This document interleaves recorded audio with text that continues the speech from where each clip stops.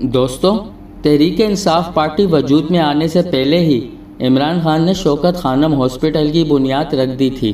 جب 1992 کا world cup جیت کر ہاسپٹل بنانے کا اعلان کیا تو وہی پارٹیز جو آج عمران خان پر طرح طرح کے الزام لگا رہی ہے، وہی پارٹیز عمران خان کو اپنے پارٹی میں شمولیت کی دعوت دیتی نظر آتی تھی۔ If he was to go into politics, he'd be the right man to have on your team, would he? I offered him a long time ago, but he declined. I don't know why. My offer is still valid. لیکن خان کا کچھ اور ہی خواب تھا اور وہ سیاست میں آئے ہی اس کرپٹ نظام کے خلاف تھے۔ لوگوں نے ان کا بہت مذاق بنایا کہ اتنا مہنگا ہاسپٹل پاکستان جیسے غریب ملک میں نہیں بن سکتا، اگر بن بھی گیا تو آپ اس کے اخراجات نہیں اٹھا پائیں گے۔ پر وہ خان ہی کیا جو مان جائے۔ عمران خان نے سچی نیت کے ساتھ اس پر کام شروع کر دیا۔ بہت سی مشکلات آئیں، باہر سے ڈاکٹر اور انجینئرز کو ہائر کیا، ڈونیشن اکٹھا کرنا شروع کیا، ایون کہ گلی گلی شہر شہر جا کر خود لوگوں سے پیسہ جمع کرنا شروع کیا، اور لوگوں نے اس نئے کام میں بڑھ چڑھ کر حصہ لیا، اور بہت سے مخالفین نے ان کا مذاق بنایا، پھر بھی ہمت نہ ہاری، اور نہ صرف غریب کے لیے ایک مفت کینسر ہاسپٹل بنایا بلکہ اسے چلا کر بھی دکھایا۔ اس ہاسپٹل کا سالانہ خرچہ 9 ارب روپے ہے، جس سے آج بھی ڈونیشن سے میرٹ پر لوگوں کا فری علاج ہو رہا ہے۔ اس کے بعد عمران خان نے سیاست پر توجہ دینا شروع کی،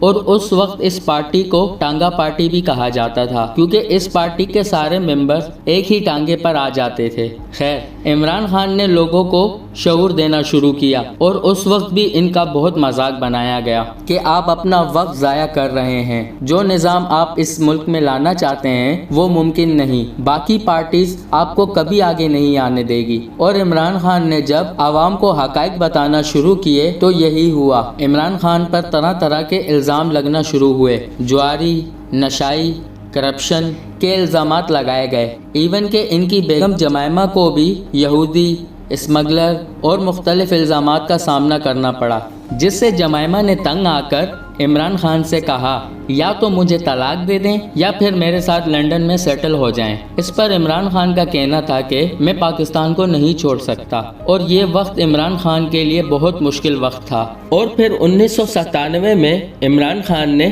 پہلا الیکشن لڑا اور ان کو بہت بری شکست ہوئی۔ ایک بار پھر عمران خان کا مذاق بنا، اور پھر سیاست کے بدلتے حالات کے پیش نظر 2001 میں دوبارہ الیکشن ہوئے۔ اس بار عمران خان نے N53 جو ان کا آبائی گھر ہے وہاں سے ون کیا، اور یہ سلسلہ آج تک جاری ہے۔ 2001 سے اب تک وہ اس حلقے سے کبھی نہیں ہارے، صرف ایک سیٹ جیتنے پر پھر خان کا مذاق بنا۔ اس پر خان کا کہنا تھا کہ میرا ووٹرز ابھی کم عمر ہے، وقت آنے پر وہی مجھے کامیاب بنا کر ملک کا وزیر اعظم بنائیں گے، اور وہی ہوا۔ جب لوگوں نے 30 اکتوبر 2011 کو مینار پاکستان کا جلسہ کامیاب بنا کر پارٹی کا رخ تبدیل کر دیا۔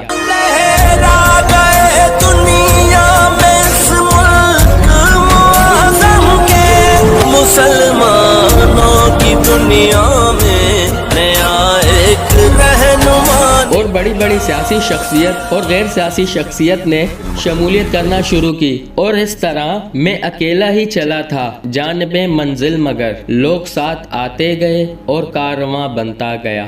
میں تو جب جانوں کہ بردے ساغرے ہر خاص و عام، یوں تو جو آیا وہی پر مغا بنتا گیا۔ جس طرف بھی چل پڑے ہم ابلائے پایا شوق، خر سے گل اور گل سے گلستاں بنتا گیا۔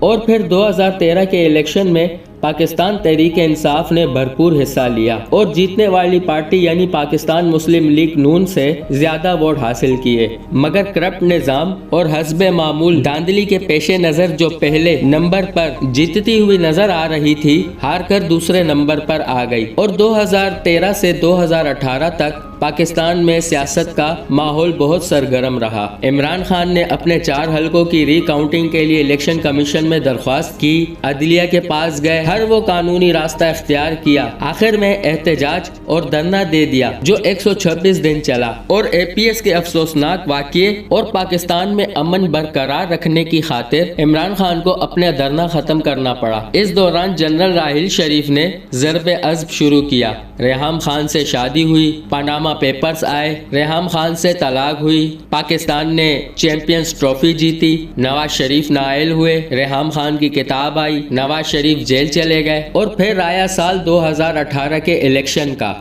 دوستو یوں اس ویڈیو کا پارٹ 2 مکمل ہوا۔ ہم اپنی اگلی ویڈیو کا آغاز 2018 کے الیکشن کے بعد سے کریں گے۔ امید کرتا ہوں آپ کو یہ ویڈیو ضرور پسند آئی ہوگی۔ اگر ویڈیو پسند آئے تو اس ویڈیو کو لائک کریں اور اپنے دوستوں کے ساتھ ضرور شیئر کریں۔ میں ملوں گا آپ سے نیکسٹ ویڈیو میں، تب تک کے لیے اپنا بہت سا خیال رکھیے گا۔ Thanks for watching. اللہ حافظ۔